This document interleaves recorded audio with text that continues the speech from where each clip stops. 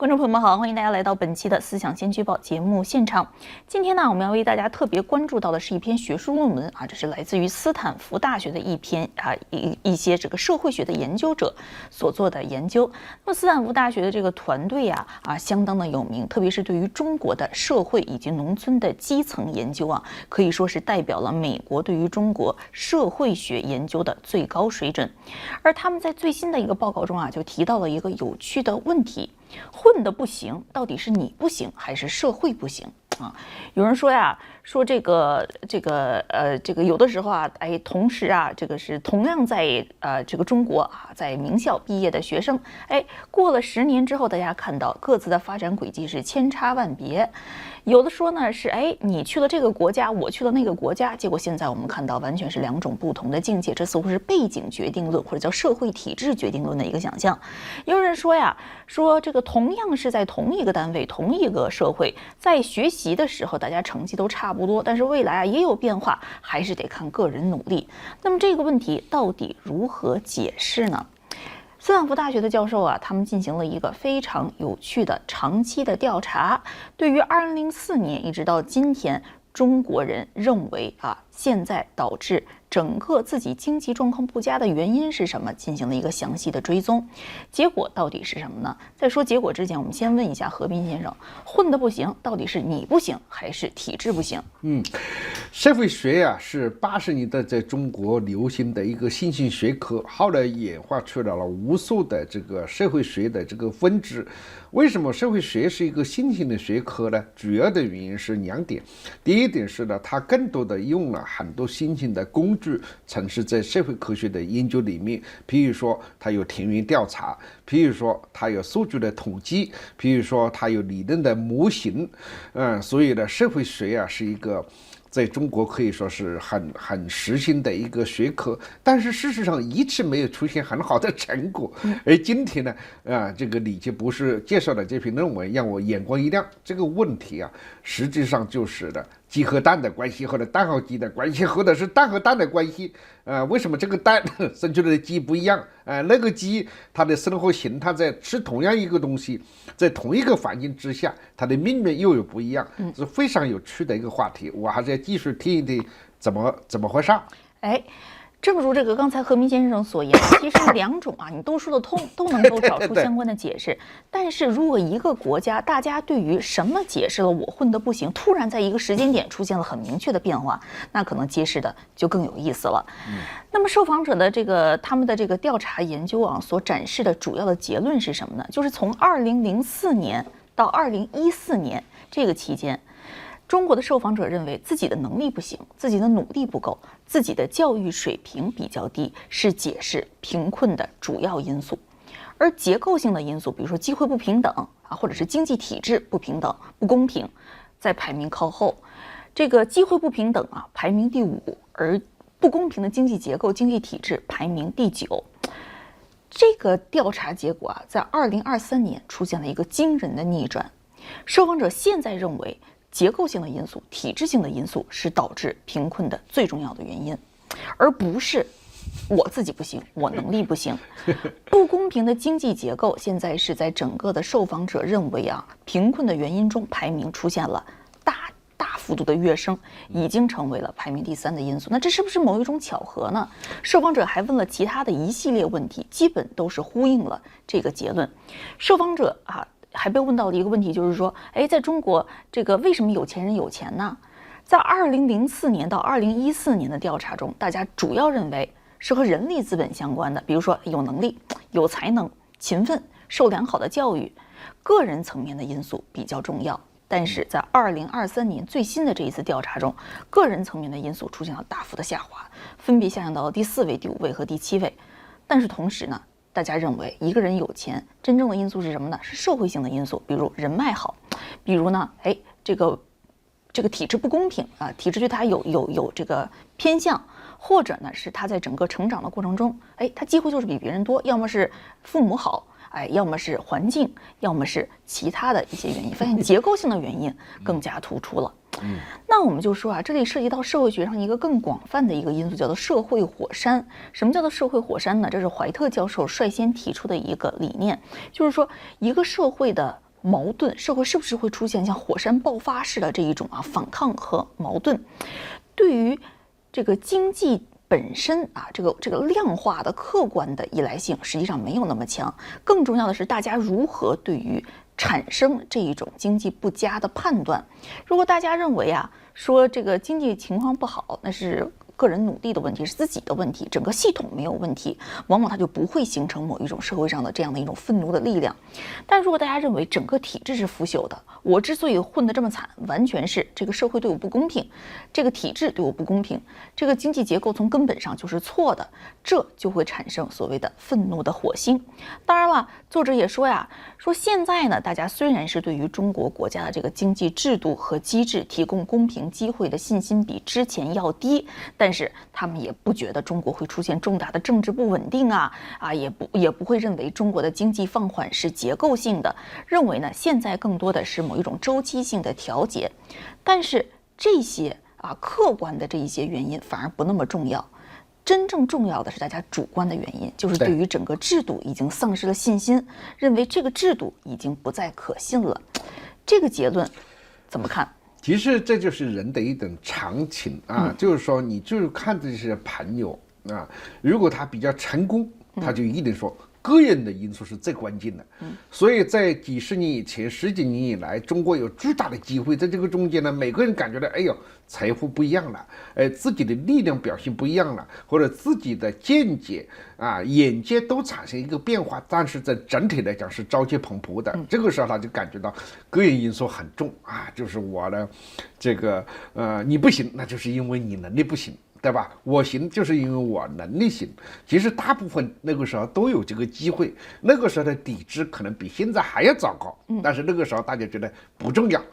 等到这个情况产生变化，挣钱不那么容易了，机会不那么多了，眼界没有一个更好的提升空间了，喝酒喝茅台也喝多了，找不到新的这个一个点的时候，这个时候就觉得这是别人的不行。所以失败者他最容易给自己一个心理安慰，我认为是很好的心理安慰，就这个社会不公，这个体制不公，这个国家不公。其实在美国不一样吗？美国我现在看了这个年轻人跟他们聊天，他多半都是在抱怨这个现在这个政府不行无论是民主党、共和党，那都不行，对吧？他就不去检讨一下为什么别人行他不行，是因为整个大的形势给大家的机会少了。在这个时候就很容易找到一个借口，是别人的问题。我觉得其实这是一个社会心理学的问题。好，这是和平先生的解读。当然了，研究者也提出了另外一种可能的看法，就是2023年是非常特殊的一年。为什么呢？因为疫情刚刚结束，对，这个时候大家本身心里就有很多的怨气对，在这样的一个情况下呢，往往一年的数据也不能够代表整体的趋向。所以呢，研究者也说我们还要继续观察，看一看到底是不是这是某一种中国社会心态的转型，还是仅仅是疫情之后大家对于中央政府的这个不信任到了极点的某一种总爆发？对，这个抱歉，这个观察是非常到点子。因为搞社会科学最大的一个问题就是个标本实在太少。你是放在10年和20年，如果中国的转型成功了，这一切都忽略不计。如果中国转型没有成功，它这个怨气累积就会越来越严重，然后你最终证明，这个研究是很有道理的。如果放在稍微时间长一点，比如说山东前会之后，或者是中国经济产生变化之后，别的国家经济体不行，大家已经根本忘记了这些事情了。好，那么在今天节目之后我们也特别请我们的导播把这个整篇报告制作成全文，大家可以详细了解这样的一个调查背后样本到底是如何取得的，到底问了一些怎样的问题，以及在过去的这10几年、20几年中，中国的社会心态到底出现了怎样的变化。以上就是本期思想先驱报的全部内容，下期我们再会。To give the context, we're interested in whether Chinese popular attitudes about the current patterns of inequality and the chances of ordinary people to get ahead and how they get ahead in China have changed in recent years. And the context is that I started working on the general question of inequality and popular perceptions of inequality more than 2 decades ago. And at the time I started interested in this topic, it was commonly said that although China was growing fast and becoming more prosperous, But there was one very serious negative trend, which was China was becoming much more unequal. According to the Gini coefficient, a standard sort of national summary index, China started out with a relatively moderate level of around 0.3, because basically everybody was pretty much dirt poor. But by recent times, China is around 0.50, or according to some estimates, even higher. Some indicators indicate China is a more unequal society today in terms of income distribution than the United States, which is the most unequal advanced capitalist country. And China has more dollar billionaires than the US does, and so forth. And at the time that I first started studying this, more than 20 years ago, there were constantly, it was said in China that this was a dangerous trend. It was common to see the claim that whenever the Gini goes above 0.4, China enters a danger zone for political protests and instability and possible challenges to party rule. So I started out by trying to conduct survey research in China to see whether this was an accurate summary of people's attitudes toward inequality. And the first national survey I directed was in 2004.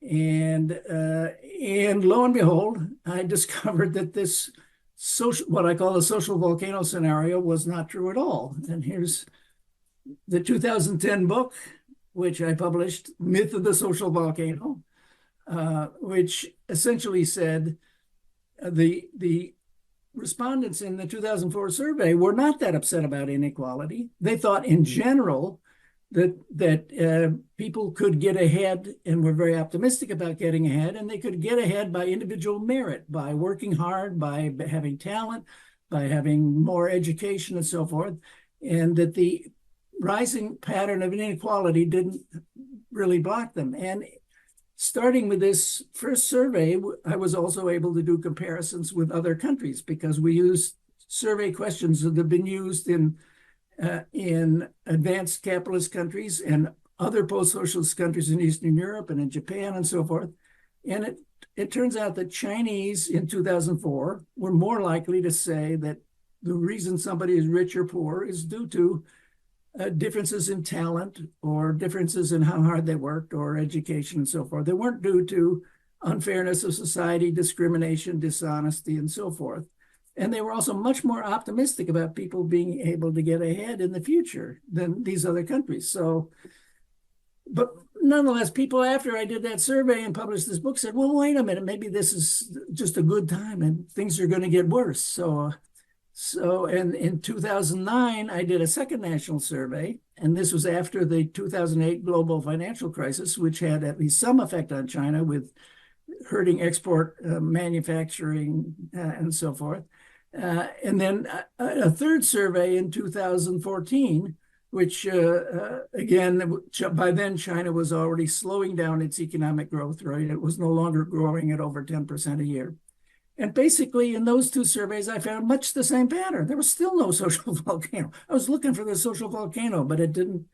And in fact, in some ways, even though growth was slower, people in the 2014 survey were even more optimistic about their ability to get ahead than they were in the 2000. So to give one example that's maybe in Scott Rozell's slides in the second half of this presentation, one of the questions we asked was, 5 years from now, do you think you'll be doing much better, about the same, worse, or much worse? And summarizing the better and much better, in 2004, 58% of our respondents said they thought they would be doing better or much better, which is a huge amount.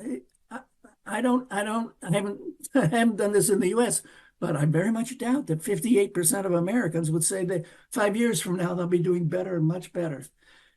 In 2014, 73% said that in 5 years, they would be doing better or much better. So the question is, what's going on here? Why were Chinese so accepting of the fact that their society was becoming so much more unequal? And the basic framework we use in the paper is one Liz Perry will be familiar with. It starts out with resilient authoritarianism. How does the Chinese Communist Party, has it retained its hold on power while other communist parties have fallen apart? And basically the argument is there are a lot of different factors one could cite, but the main one is just this extraordinary growth and improvement in the standard of living and every, food, housing, educational access and so forth. China has had a dramatic improvement in the standard of living of its entire population, pretty much. The rising tide of growth has lifted virtually all boats. It hasn't lifted them equally. So the rich have gotten even richer.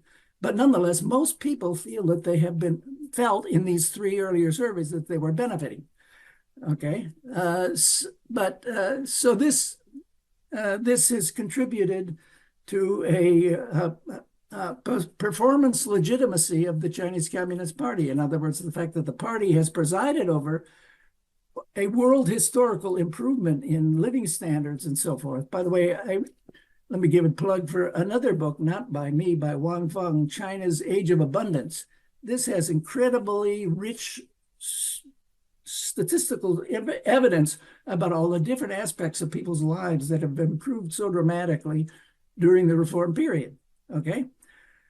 However, the problem is the last survey I directed was in 2014. Well, that's 10 years ago. And after all, a lot of things have changed since then, and particularly since 2020 with COVID and the further slowing of the economy and the perils in the collapse of the housing market and rising youth unemployment and so forth. And a little over a year ago at the AAS meetings in Boston, I think Qin Gao was also involved in the inequality panel at the AAS. But Scott and I were talking afterwards and saying, "Oh, it's too bad. We can't do a new survey to find out how people feel today. Maybe they finally now are getting more angry or more discontented." But then Scott remembered he had ongoing survey collaborations, particularly with Gan Li and his colleagues at the Southwestern University of Finance and Economics in Chengdu. And he knew that they were about to start a new survey, an online survey, to be sure, at the end of 2023. And maybe they would consent to include some of the same questions that we had used in these three national surveys, many of them also used in these earlier surveys in advanced capitalist countries and other post-socialist countries and so forth.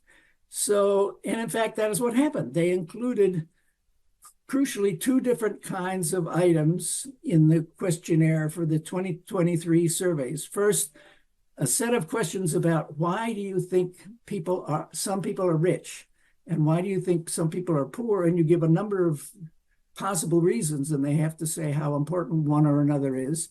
And those include individual merit and human capital explanations like hard work and talent and education, but they also include societal unfairness and discrimination and different family backgrounds and so forth.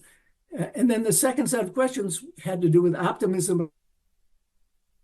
And as you can already tell from the title of the paper, From Optimism to Pessimism, the subtitle, what we found was very different than in the 2004 to 2014 earlier surveys. So this paper that we're discussing today is summarizing how dramatically things have changed and what that means. And now I'll turn it over to my colleague Scott Rozelle to present the summary of what the actual findings were when you compare the 2023 survey with the three earlier surveys. Okay. Thank you, Marty. It was actually, sorry, go back up to the top. It was actually, at the Asia Studies meetings that Marty and I got together, and we had just been doing a phone survey. I hadn't been back to China in 3.5 years. We were doing a phone survey of a sample we'd had for COVID. I mean, we didn't want to talk about COVID anymore, but we were talking about who got back to work. And there were so many rural people that hadn't gone back to work yet. This is March of 2023. And the news was talking about 10 million urban youth between 16 and 24 without a job. Well, we were finding 200 million rural people without a job. By the summer, most of them had gone back to work, though at much, much lower rates than they'd been. But that's when I came to Marty and said, there's a lot of pessimism out there, and we decided to do this. The first few slides I'm gonna go through really quick because Marty basically has covered them. And because the motivation is exactly what Marty said, is when the genie was going up, were people going to be unhappy, and was there going to be an explosion of the social volcano, which was a myth through 2014. But in the meantime, just like Marty said, there's rising global tensions. There's COVID-19. There's youth unemployment. Right? There's the rise of social media, and we're digging deeper into these numbers now, and we're finding that 10 years after Marty did a survey, as people got social media, they said that they're doing really well in life, and then they start seeing all these people that have so much more money than them. That may be one of the reasons too. Is we wanted to fill this gap. Had things changed, right? What's the current pattern of inequality in people's view, and how optimistic or pessimistic towards the future was going to be. So our data, exactly what Marty said, 2004, 2009, 2014, it was in-person national representative with Peking University's Research Center, Kemper, China. It was a fantastic organization that was right next to our Stanford Center there, and so I'd always go and see the people back there. And then in 2023, it was online. The sample was much bigger, but it was online. And as Marty told you, we took all of this. I should say we took all of this data then, and we made it national representative by gender, by province, by age, and by education. So even though we didn't get the perfect national representative sample as you do an online survey, is we corrected the data in the same way from 2004, 2009, 2014, 2023 with the most recent, most closest national censuses. So these are as close as we can get to national representative data. And so face-to-face interviews are Martyr, and online interviews, for us. And what you can see, the little boxes there are the different ages. Look at the orange and the grays for the age distribution, the gender distribution, and the education distribution. And you can see that once we adjusted it, it looks very much like what the world looks like in China today. So, and that's what we're trying to get at. So here's where we go. So this is what we ask. So I always tell the story. Marty's old one-on-one question, and I actually I ask a lot of these myself. Is do you know that there's high inequality in China? And the guy is wiping the window of a BMW, and he says, "That ain't my BMW." Everybody knows there's high inequality in China. And then we'd find out if they're rich or poor. And then if they were poor, this bottom medium, we'd say, "Why are you poor?" And this is the survey that they got: lack of ability, bad luck, poor character, unequal opportunity, unfair economic system. So there's basically two main sets of so there's human capital characteristics of yourself. Why are you poor? And then there's characteristics of the economy out there. Okay, and then you'd say not at all, very good, a small amount. Okay, and here's the main sort of results of our study here, right? And it's there you go. In 2004, 09, 014, you say, "Why are you poor?" And it says, "Because I don't have a good ability. I'm just not capable." Right? And look at how that thing changes in 2023. It drops to number 6. Okay. Lack of effort.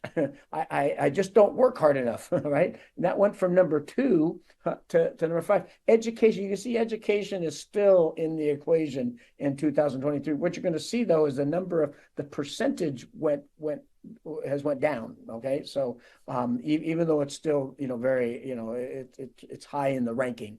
And then, oops, there we go. The other thing we said was the exact opposite. Is look at here, and this is 04 to 14 here. Unequal opportunity was number 5. Unfair economic system was number 9. Nobody chose it. Okay, look at this in 2023. It's number 1. I'm poor because there's unequal opportunities. I'm poor because the economic system is unfair. Just this quick reversal, and you can see it by the percentages of people that said a sum of large and very large influence. So this was large, went down. So why are you poor? People said I'm poor because lack of ability, went from 61 to 31%. See the percentages go down, and for the economic system it went up. Okay. Then we ask the opposite. We ask for the rest of the day. Why are you rich? Okay. And you can see the same type of questions. And in 2014, I'm rich because I'm talented, also human capital. I'm rich because I work hard. And I'm rich because I have high education. Look at the 2023. This is for the rich people. The rich people said, even if I'm highly educated, it doesn't mean I'm going to be rich anymore. Okay. And ability and talent and hard work fell dramatically, while guanxi, connections, went from number 3 to number 1. Unfair economic system went from 9 to 6, and better opportunities went from 5 to 3. So you can see the same thing is that human capital has fallen, and the problems of the economic system have risen, right? That's what we're seeing. And then Marty had these really interesting sets of questions that he's already talked about, which I think captures everything, right? It's, why is there high inequality and you don't care about it? It's because compared to 5 years ago, how do you feel about your current economic? 70%, that's exactly what Marty said, I'm doing better than 5 years ago. It's only 38% today. Okay. 8.4% of the people said I'm doing worse. I think I'm doing worse. Now it's 27%. This is where we go back and forth. We say the volcano is not going to erupt here because 74% of people don't think they're going to get worse off than before, but it's going up, right? And thinking that they're going to be better off is going down. And this is about in the future. So here's the future. 66% of the people said, I'm going to be better off in the future. And 47% only think of that today. It's still half of the people think they're going to be better off, in the future. And only 16% think they're going to be worse off. Okay. So, I think that we see this real change of the way people are looking at the economy. I've been in China 3 months now, and I've been to the rural areas many times. I've talked to many, and it's that pessimism. Scott, is it going to get better, right? Professor Law, right? Exactly. That I think that if the economy boosted up, a lot of the optimism would even come back. And as you see, it's sort of right there. Okay, so comparisons with past and future expectations compared to 5 years ago, big fall. This is for the poor people. Okay, so these are the poor people. It went from 78% thinking they're going to get better to 28%. So this is where sort of Marty and I would think that maybe is one of the most important, sets of numbers. And this is about 5 years from now. It's from 85 down to 35. Okay. And so for the poor people in China, the numbers above were for everyone. This is for the poor. Okay. And the last thing I'm going to talk about, in our country, effort's always rewarded. Look at the fall from 61% to 28%. Whether a person becomes rich or remains poor is his own responsibility. That fell, right? Nowadays, opportunity for people to succeed is the same for everyone, down to less than 20%. And given the domestic situation, there's still opportunity like you to improve. That's fallen from 60 to less than 30%. So, I think that our implications and conclusions, are basically that selected inequality, we replicated these, tried to do it as much as we can. But let me tell you what it is, I told Marty, we're going to do this in July and we're going to get this done. And I want to see this. And the results came back so different, like you see, as Marty said, no one will believe us. So then we redid it in October, we redid it in December, and you saw the results here. So ordinary citizens of China aren't feeling as strongly that this current pattern of inequality are merit-based, as well as being optimistic about getting the future, okay? You can see it's down, it's not out. And, that's, what we're trying to say, is the volcano starting to simmer, right? Is the ground starting to tremble? It's certainly not ready to explode, okay? And so that's what we say here. And the results do suggest, however, that performance legitimacy accumulated by the leadership through decades of growth, that's what kept people into this system. Now that that's hurting, it's beginning to be undermined, this legitimacy. So I have basically got to there. I wanted to thank Marty for coming back and forth on us, and I'm really looking forward to hearing from the panelists and from Scott Kay, the other part of Big Data China. And thank you, Ilaria, for organizing all this. All right. Well, thank you very much, Scott and Marty, for your fantastic research and for presenting the core findings today. As this is a Big Data China collaboration where we do try and feature path-breaking work and introduce it to the policy community and folks beyond academia. And Ilaria and I have written a feature about this research, which we'll be publishing on the CSIS website, the Big Data China microsite later today. And everyone who's watching can dig into that data themselves. We circulated their draft academic paper and our draft feature to several people who I consider my scholar heroes, people who do amazing work on Chinese politics and society, who, when I'm trying to figure out what's going on, I go read their work and I try to listen to what they say. And we're lucky to have them today at this event, which we titled, Is It Me or the Economic System? Because we tried to find a way to sum up the core question about what are the explainers and drivers of inequality, and whether or not people feel that inequality is just or unjust. What is their views about inequity? But we're thrilled today to have just three fantastic scholars help us analyze the research and the implications for China and the rest of the world. Let me introduce these three stars, and then I'm going to turn the floor over to them. Liz Perry is the Henry Rosofsky Professor of Government at Harvard University. She recently stepped down after 16 years as the director of the Harvard Yanjing Institute, and she's also former president of the Association for Asian Studies. That's the folks that held the meeting where Marty and Scott discussed whether or not they should go ahead with this survey. Her research focuses on history of the Chinese Revolution and its implications for contemporary Chinese politics. Jessica Tietz is a professor at Middlebury College, the Templeton Fellow for Asia Program at the Foreign Policy Research Institute, and China Program Fellow at the Wilson Center. And her research focuses on governance in authoritarian regimes, especially the role of civic participation.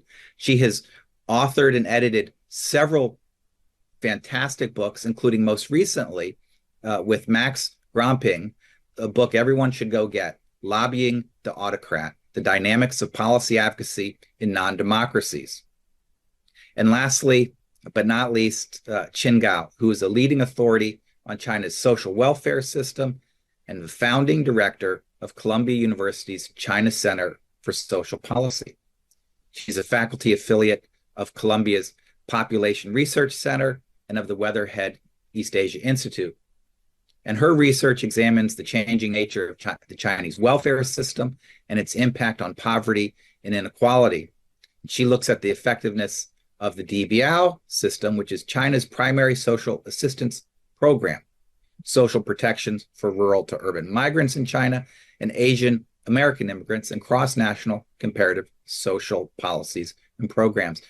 Thank you all for taking your time this summer and today to join us to delve into this really important topic about inequality and equity and what it means for China. I want to start with Liz, because as mentioned at the just a second ago, you have looked at the history and evolution of Chinese politics over a long time, where questions of inequality and equity, unfairness have played a large role in explaining the rise and fall and challenges of different political eras in China. We've shared the research with you and would love your first take on what you think the findings that Scott and Marty and their colleagues have found mean for Chinese politics and society. Over to you. All right. Thank you so much for including me in this fascinating discussion. The results of the survey that Marty and Scott shared with us are entirely consistent with my own personal observations, including 2 trips to China earlier this year. Unlike a decade ago, there is profound pessimism about the economy and about prospects for the future. My own sense is that this may actually indicate something even more serious than a decline in so-called performance legitimacy. After all, Chinese communist rule has already survived remarkably for 75 years now, despite sometimes some quite abysmal performance. We can think back to the horrors of the Great Leap Forward, or more recently to the Tiananmen massacre. And the fact that communist rule has survived for so long in China suggests to me deeper sources of legitimacy than simply economic performance, important as it obviously has been in recent decades. But dating back to the revolution, the party and its leaders have benefited from a widespread belief that the party and its leaders were genuinely committed to putting the people's welfare above their own. Serve the people, 为人民服务. But the pessimism, the malaise that we find so evident across China today reflects, it would seem, a feeling of betrayal of this fundamental social contract, a belief that today's party leaders are much more concerned about their political survival than the well-being of the public. For some, that suspicion predated the COVID pandemic with the abolition of presidential term limits back in 2018. But COVID, I think, confirmed this disillusionment with the party and its leadership for many more, both inside and outside the party itself. At the beginning of the pandemic, it was widely assumed that the draconian lockdown in Wuhan, the intrusive surveillance measures, the health codes in every single individual's cell phone were all being done for the public good. But by the time of the Shanghai lockdown, many had come to see zero COVID as a policy that was designed to strengthen the power of the party leadership more than to benefit ordinary people. And so when people finally protested in massive numbers, restrictions, of course, were summarily lifted, further questioning the zero COVID rationale. They were lifted with no preparation. They were lifted with no explanation, resulting in horrific loss of life. I know almost no one in China who didn't lose an elderly relative in that period. Although the top leader himself remained silent, the ubiquitous references to Xi Jinping thought for a new era that we hear all over China, required curriculum teaching at every level from kindergarten through university these days, suggests that every policy decision is directly attributable to the top leadership.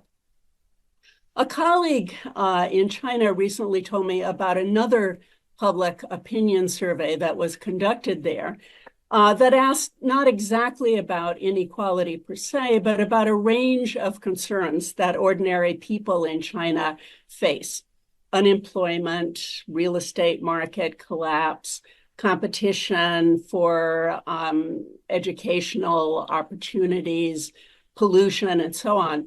And in the survey, respondents were asked who they blamed for these various problems.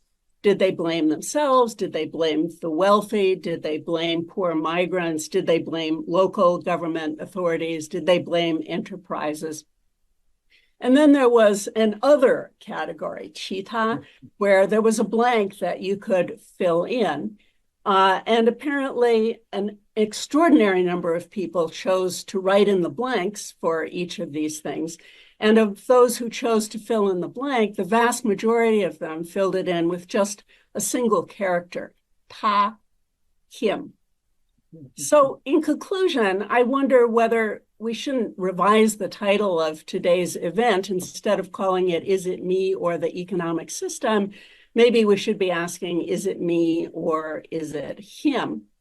But of course, as we know all too well, here in the US, in this moment of an election cycle, the Chinese people are hardly alone in becoming utterly disillusioned with their political leadership, past and present, increasingly suspicious of the motives of their political leaders in trying to prolong their own political longevity.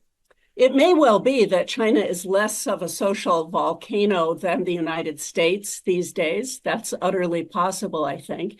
I fear we do face an imminent threat to political stability here in our own country because of loss of faith in the political leadership.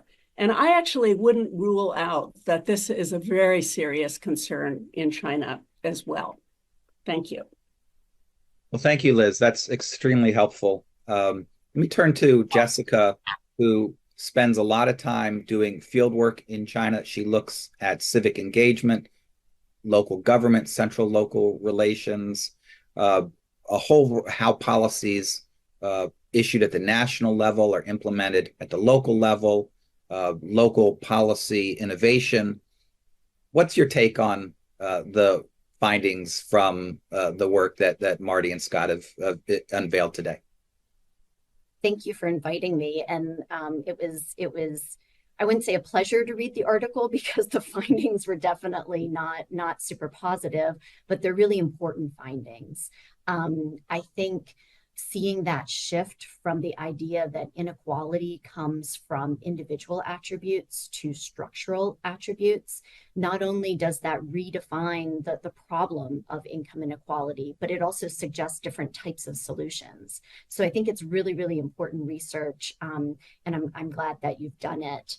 And the things that I wanted to talk about, I had just two quick comments for things for you to add into your analysis, and then a more substantive or overarching concern that I wanted to share. So the two easy ones, one is just about the visibility. I found it really interesting in the report that you're talking about the rise of social media making income inequality more visible.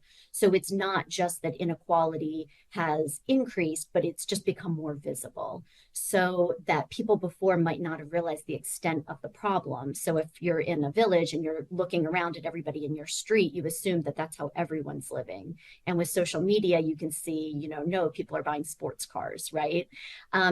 And I wondered if you thought, or if you had any evidence to support the idea that the anti-corruption campaign was also making this visible in a structural way. So just because social media shows you that some people have Ferraris and you're washing the windows of these cars, it doesn't necessarily mean that that's structural, right? But what I'm wondering is, with the anti-corruption campaign, this has gone on for so long, and it's been in every part of the system, state-owned enterprises, the military, local officials. And I wonder if people are seeing that this is structural and more visible through the anti-corruption campaign. So that's one thing that I wondered about.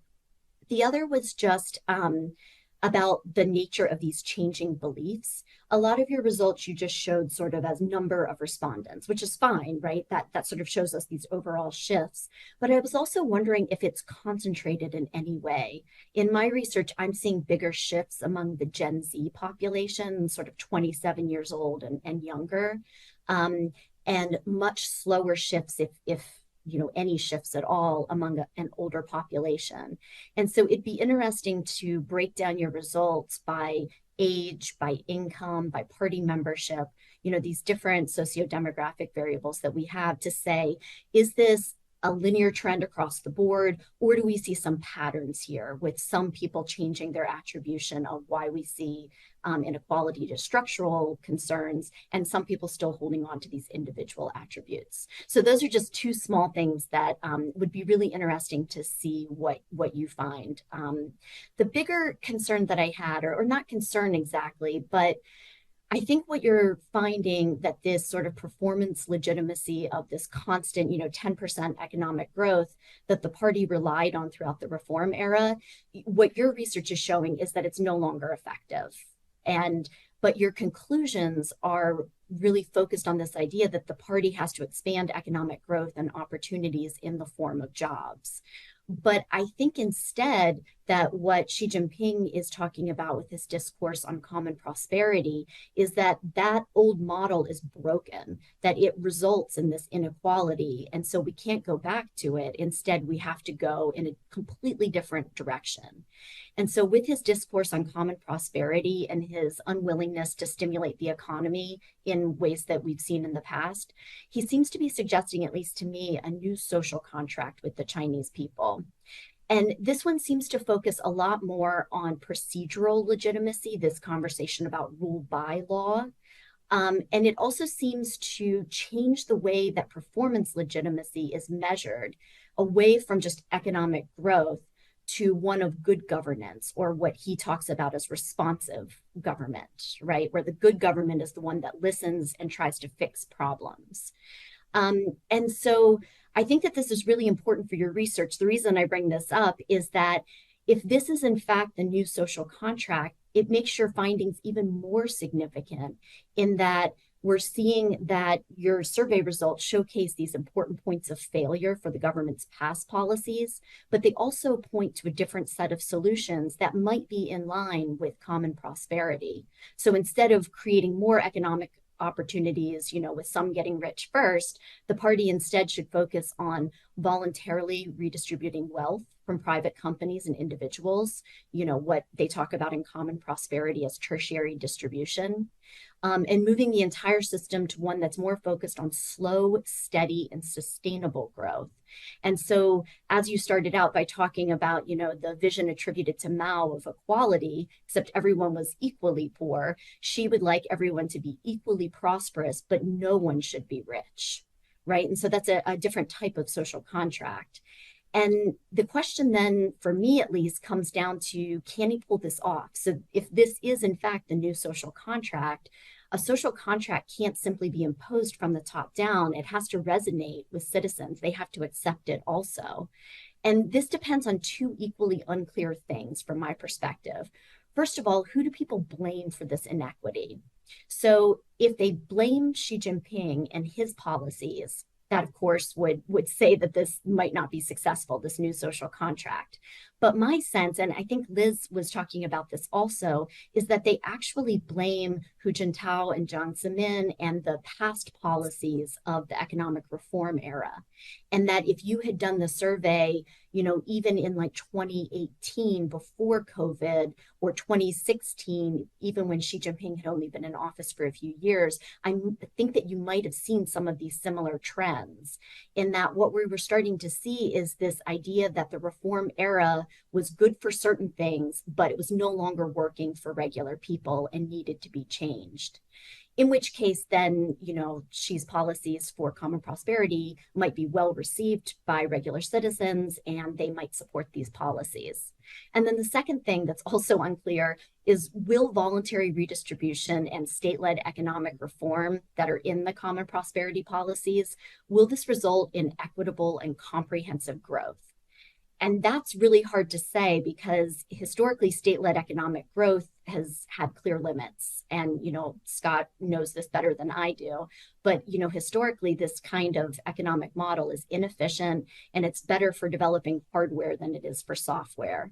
And so I don't know if this will actually be successful, but these are two things that I think are going to be really important in whether common prosperity can become a new social contract. Thank you. Well, thanks, Jessica. Well, I think it's good. Thank you for raising this idea of a social contract being revised and also renegotiated. And maybe the answers to the survey are part of the response to that new social contract that's being offered. But let's ask Qin Gao about that, because you spend a lot of time looking at social policies in China and how they're implemented and how people are attracted or unattracted to them and what works and doesn't work.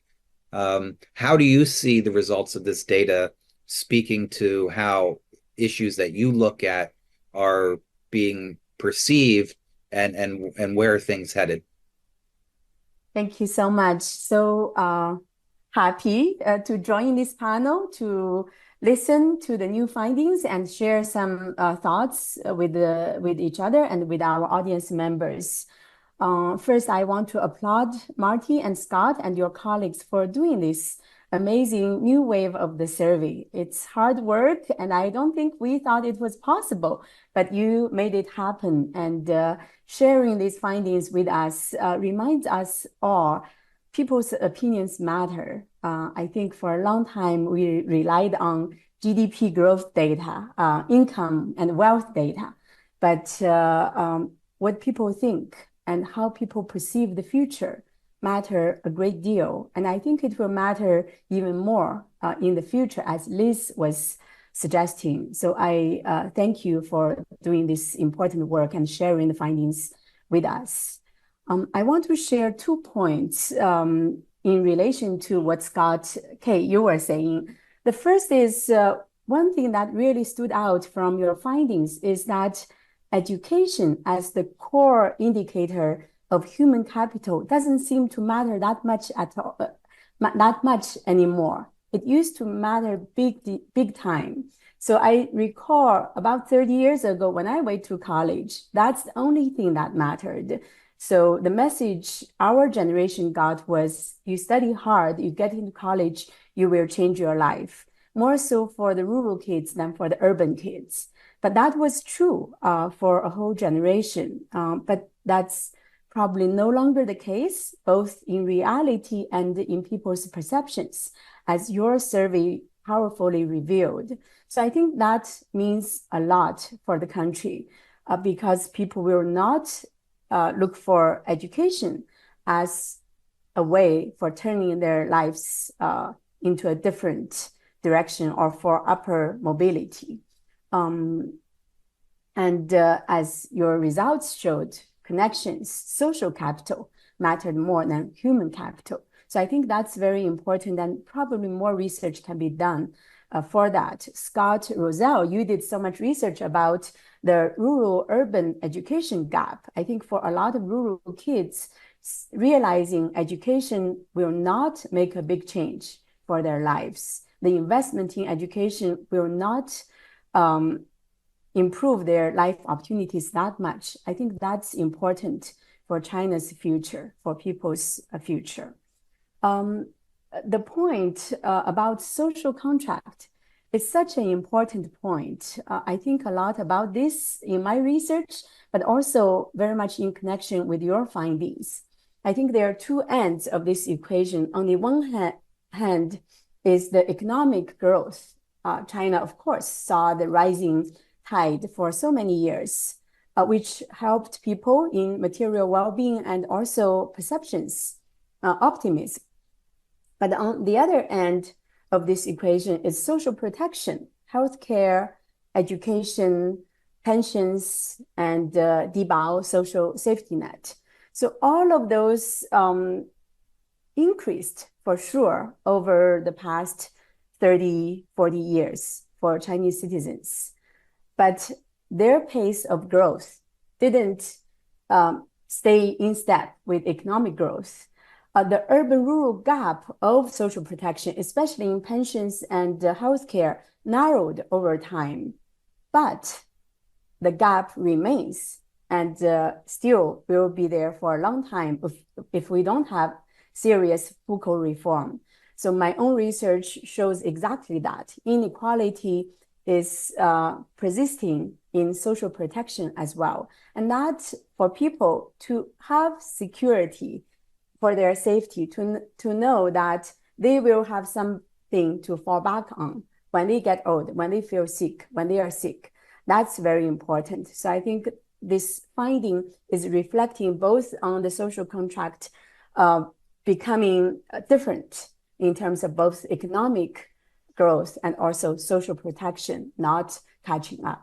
Thank you. Well, thank you very much. Three fantastic interventions in reaction to this path-breaking research. Let me turn back to Marty and Scott Rozelle for your initial reactions, responses to the comments that we heard from Liz, Jessica, and Chin. Okay, thank you all for your comments, and I don't have well-organized or clear thoughts. Just a couple of comments in terms of Jessica's mentioning of the Common Prosperity Campaign. I must say that so far I'm one of the critics of. I mean, Xi Jinping launched this campaign in 2021, and there were a few high-profile things that were done. Like requiring charitable contributions by rich entrepreneurs and closing down after-school tutoring and other kind of things. But at least since then, it seems to me it's a kind of slogan. And I think a lot of people felt China had become too unequal, and there should be a lot of changes to try to make it more unequal. And some of them are quite obvious, like, for instance, the hukou system, which is, in some ways, China is extraordinary in having rural versus urban being, in some ways, the primary axis of inequality. That's not the case. I mean, rural urban is important in America, we know, and these days even politically, but it's not the same as in China. And they've been talking for, more than 2 decades about, reforming and phasing out the hukou system, but it's only around the edges still, so at least I'm having a hard time finding a new social contract that people can believe in coming out of the Common Prosperity Campaign when I don't see much of anything very concrete coming out of the Common Prosperity theme, except, platitudinous propaganda in favor of social equality. That's very good.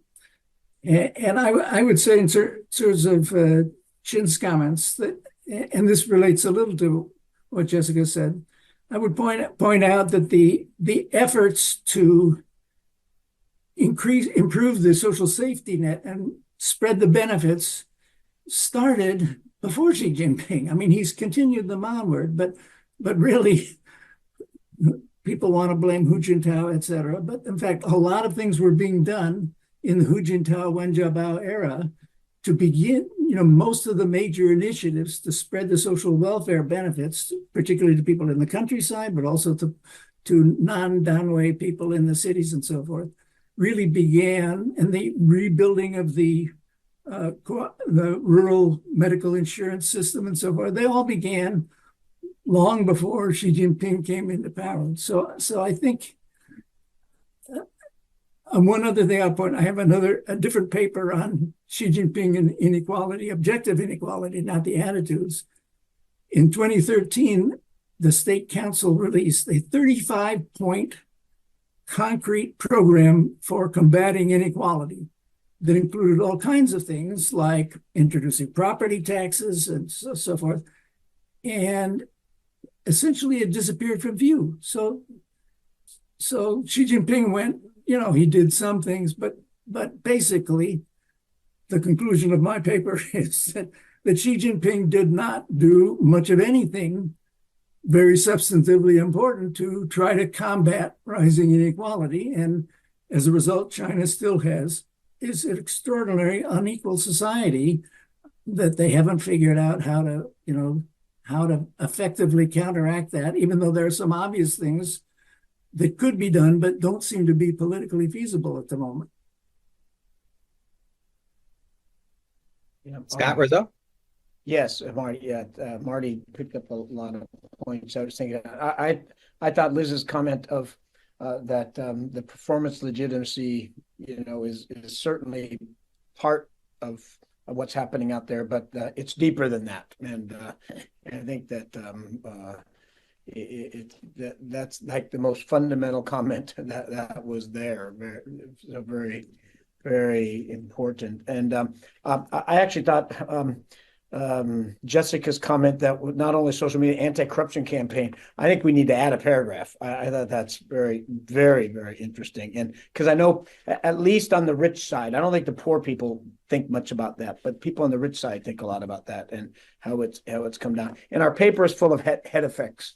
So we just didn't have time to go into it today, but these are really good comments, Jessica. I want to go back to exactly just reiterate what Marty said, but also from an economist's point of view. If your social contract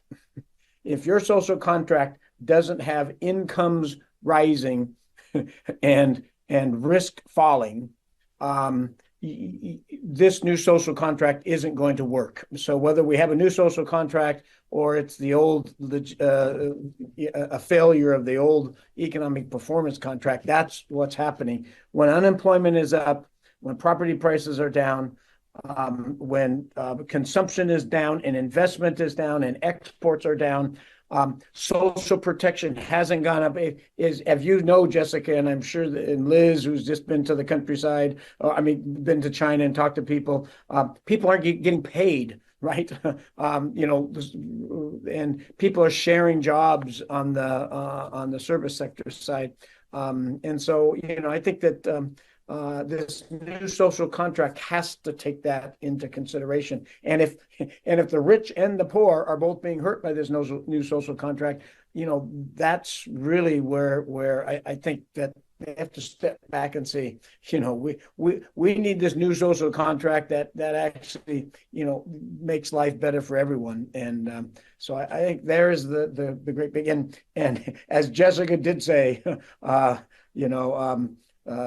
are no state planned economies in the upper income world, and if China wants to go there, that's going to be the real test. I'm going to stop right there.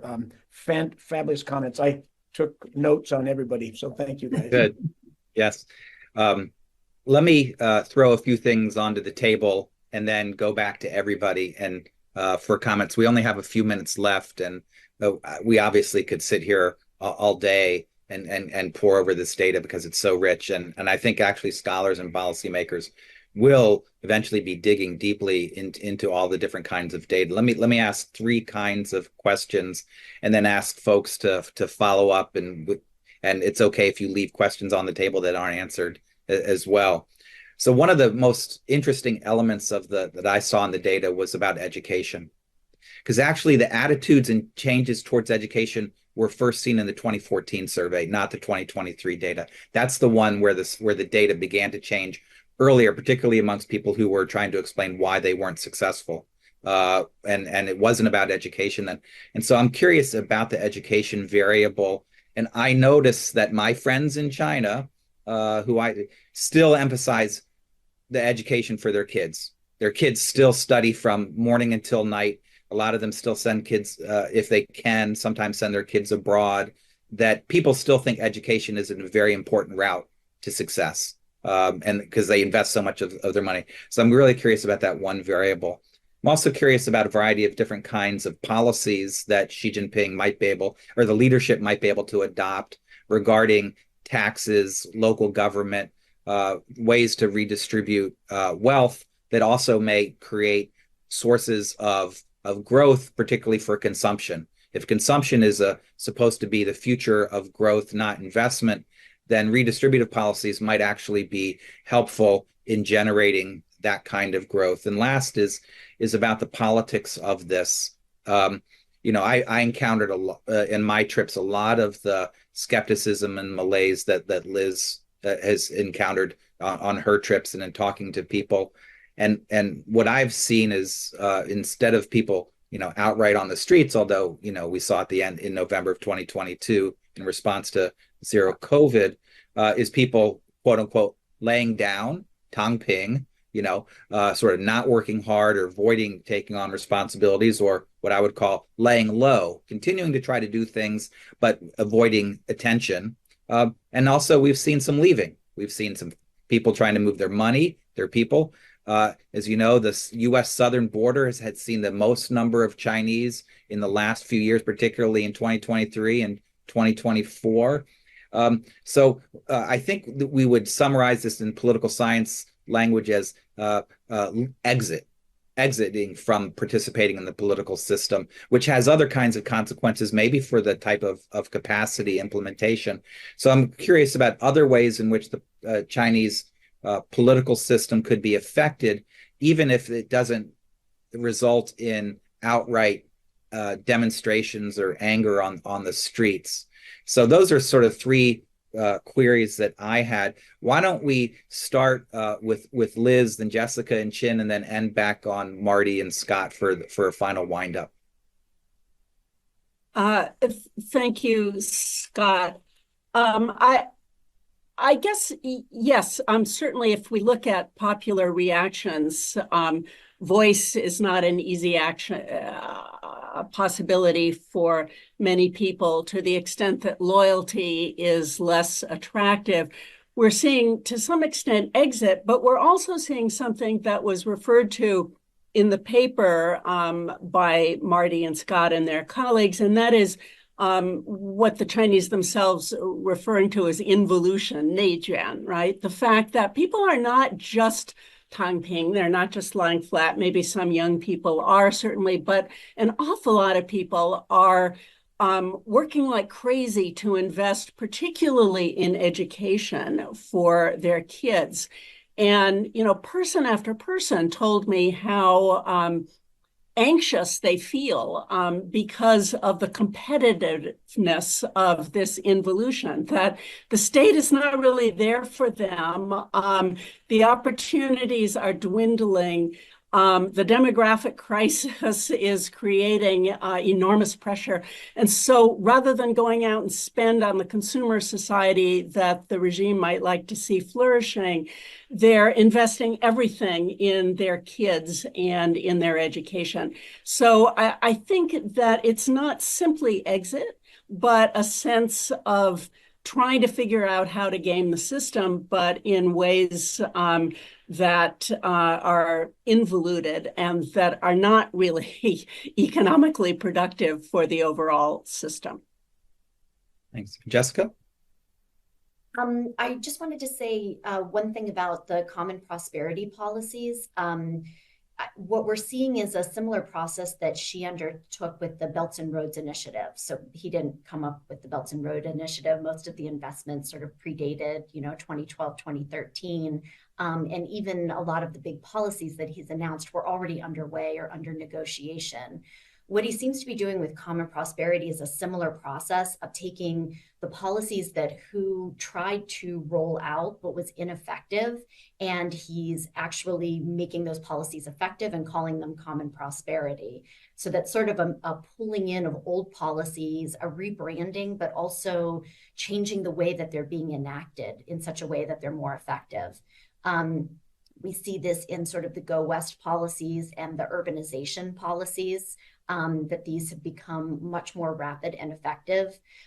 We also see this in the poverty alleviation campaign. This was part of Common Prosperity. It was one of its big keynote policies.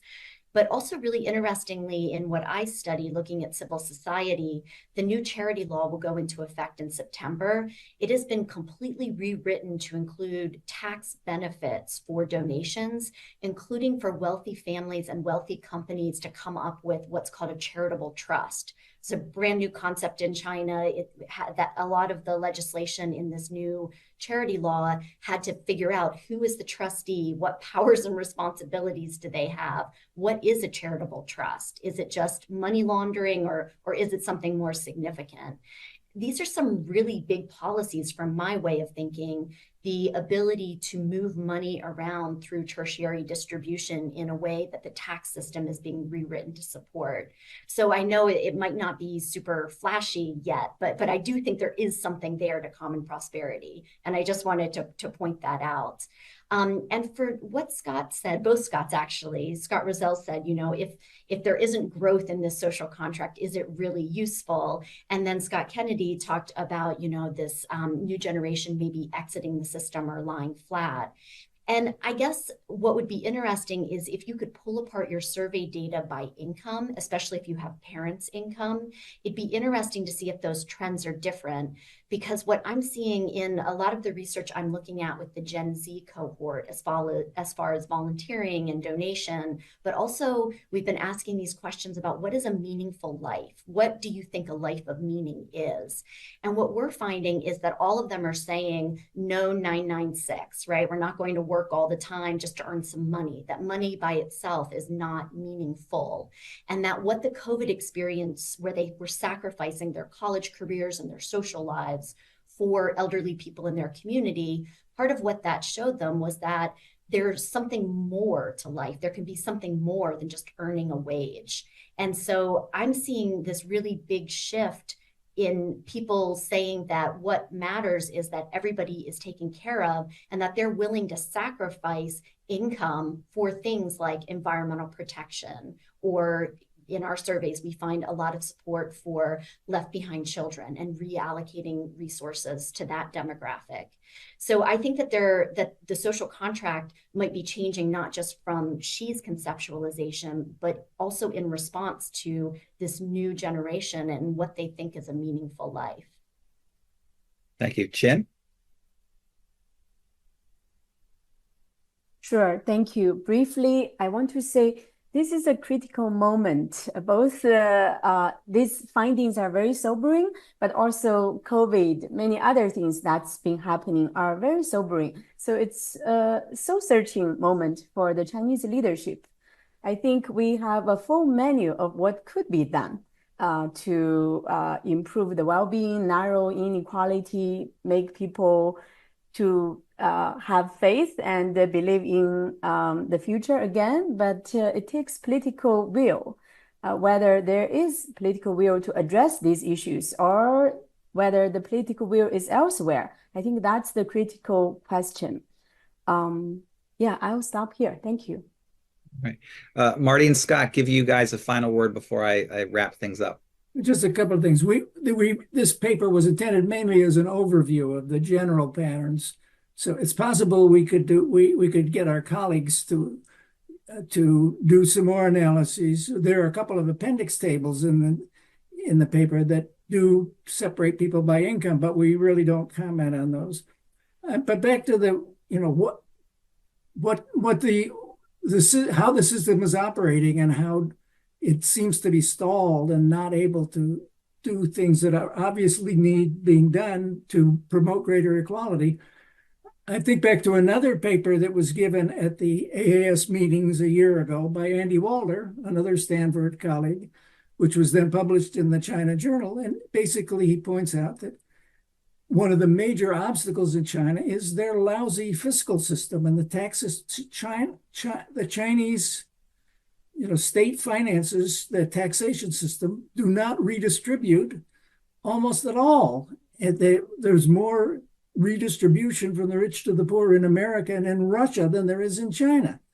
They really need to fundamentally, if they're going to have funds to do things like improve rural education, to pay for the costs of educating migrant kids in the biggest cities and all these other kind of things, they've got to have a fiscal system that's designed to do it. And at the moment, the fiscal system just makes these things almost impossible. Scott Rizzo? Yeah, I'm very much looking forward to the upcoming third plenum, and going to be taking notes. Are we going to see a slew of policies like Jessica was talking about rolled out, or are we going to see new key productive forces, which that's all anybody talks about in the government, and that's all anybody talks about in the local government, and that's all anybody talks about in the companies. And that means having massive investment into high-tech automation, robots. And guess what is, we're going to have 300 million rural people without jobs.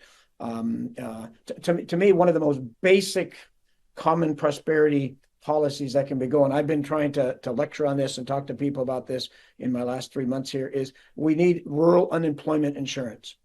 Right now, no rural people are ever unemployed because they always have a farm to go back to. But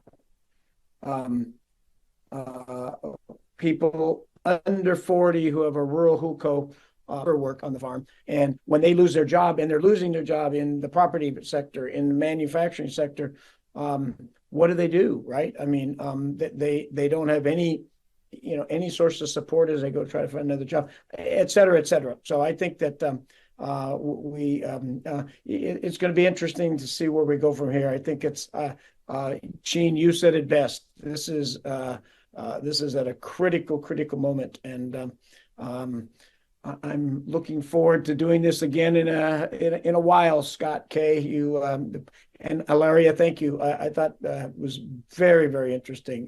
We're gonna have to rewrite our paper, Marty. Oh no! With all these Not yet. No. Oh no! You just need to write another paper. That's what.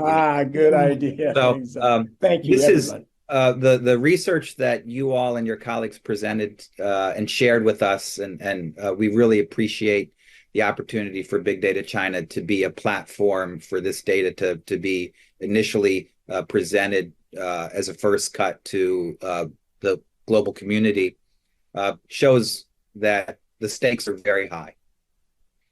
This isn't just about trying to get growth faster again.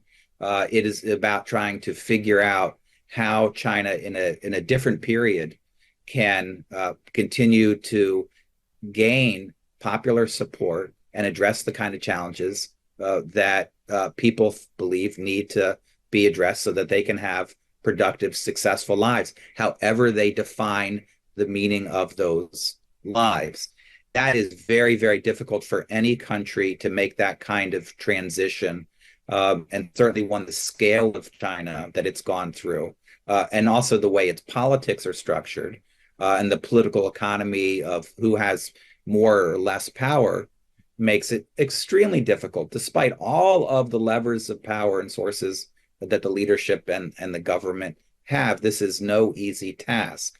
It isn't absolutely impossible, but gosh, I wouldn't want this in my inbox for having to solve. It is, and so we'll be watching the third plenum, but not just the third plenum, how these things are implemented and how people respond, because it's not just what is in speeches and in documents, but it's what happens in the daily lives of average Chinese and how they react to all of this.